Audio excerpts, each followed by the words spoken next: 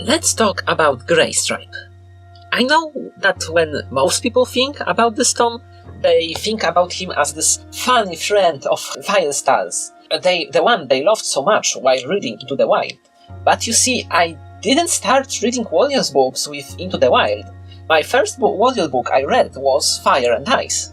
And as you probably remember, Graystripe is getting there a quite memorable subplot. He meets Silverstream and they fall in love, which results in Graystripe spending more time with her than with anybody else, and because of which he does not perform the duties to his clan, and he shuts out Fireheart, who is not very accepting of his relationships since Silverstream is from a different clan.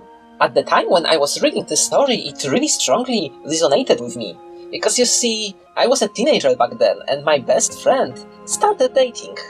Neither of us had a boyfriend before, and that was something quite new, and at the time I really felt like she shut me out. Because let's face it, she kind of did.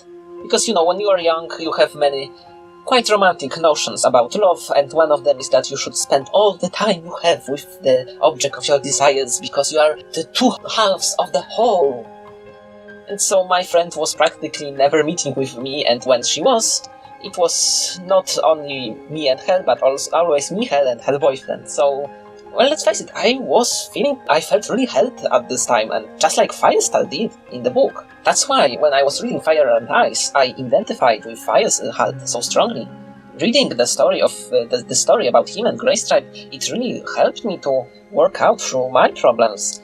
That's why Fire and Ice remains to be one of my favorite books in the entire series, even though most people don't really like this volume all that much. However, there is one thing about this Fireheart, Graystripe, Silverstream subplot that I do not like, and that is the resolution. If you read Fire and Ice, you remember how this ends. Graystripe doesn't change anything he does. He still is meeting Silverstream as much as he did, and he still is not a proper mentor and does not fulfill his duty to the clan. And yet Fireheart just accepts this, just as if he was in the wrong, and he was the only one who had problem, and all that Graystripe was doing was good, which it clearly wasn't.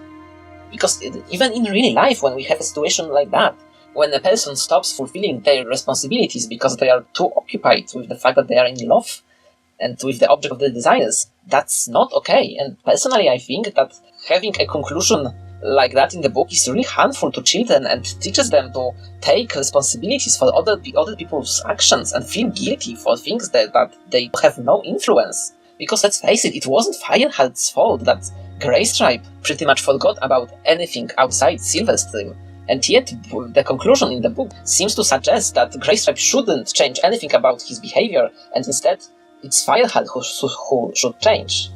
But what do you think? Did you like the resolution of Ice and Fire? Do you think that Graystripe's behavior was justified because love is the most important thing in one's life? Or do you think that responsibilities should come first? Have you ever been in a situation like Fireheart's? Perhaps your friends shut you out for somebody else? Or maybe you were so blinded by new feelings that you forgot about your old friends. Please write everything that you think in the comments below. Bye bye for now. See you next week when we will discuss another characters from the books.